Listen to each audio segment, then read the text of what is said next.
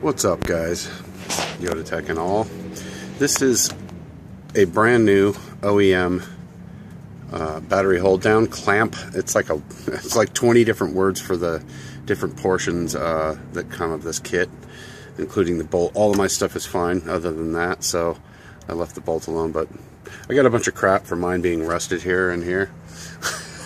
So I just replaced it. It was a good idea to do anyway. But the reason I mentioned this is the way they designed it. It's so strong.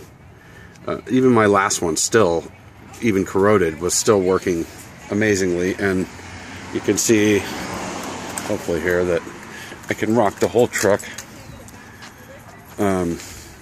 yanking on this, or the battery, for that matter, with no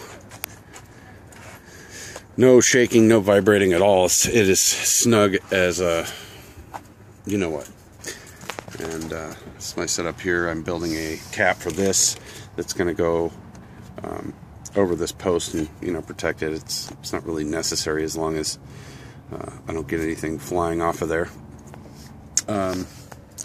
So yeah, that's basically that. I just wanted to show I got this on. And what I did was, the problem with these batteries, most of the batteries you upgrade, in fact, they don't make a lot of the batteries like we had before with the same shape exactly, unless you go for the lower ones, which are fine. And these don't need a lot of cranking amps. But the one I got is a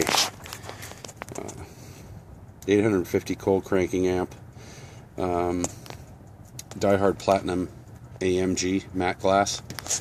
They're made by Odyssey for Sears. And I believe someone else, I'm not sure if it's Walmart or I can't remember who else carries it now, but like everything, even Snap-on is making China trinkets for Pep Boys and so forth. Anyway, these are all secure on here, but I just wanted to show this. I basically took a ruler that I had of 1/8, maybe it's 1/16 aluminum, yeah, and smoothed it out, all the corners, cut a piece of it, put it in my vise, and bent a piece of L bracket because I couldn't find it. I know I have a piece of L bracket somewhere, but I cannot find it. Then when I put this down, I secured this over this side and actually let this rest right up against this aluminum bracket here, so that it's pushing it against this, and then this is going down upon the top of it, which it would be better if I could get this bracket onto here, but considering this is on here and held down across, all the way across by here, to spread it out a little bit, this is actually a little less sharp on the edges than this, believe it or not. But like I said, this is still available, and there's about, I don't know what they said, I think it was like 10 left. So if anybody's interested in getting a new Toyota hold down. Another thing I wanted to show, Richard in particular, but a couple of people, I noticed that their batteries are way low, and that's another common thing with the upgrading to the higher amperage batteries. If you see this spacer down there, it's very heavy duty actually, but it's got a clip on it to where on this side and on the ends where the battery drops into it, and it's like a 1.5 inch spacer that pulls your battery up level. And that's a great idea, and I was just calling around, and I had forgotten all about those. It's been a long time since I had to replace one that ended up shorter, and it worked out great.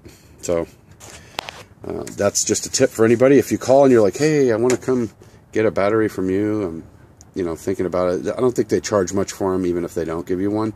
They gave me one because I got a battery there, obviously. But and also, if you're going to go for a AMG Platinum Series, they're going to tell you there's not one for your car if it's a first-gen 4Runner. So you're going to need to look into it a little bit further, and if you want, you could just get this number, and I can tell you right now it works. So I don't believe it's on the top here.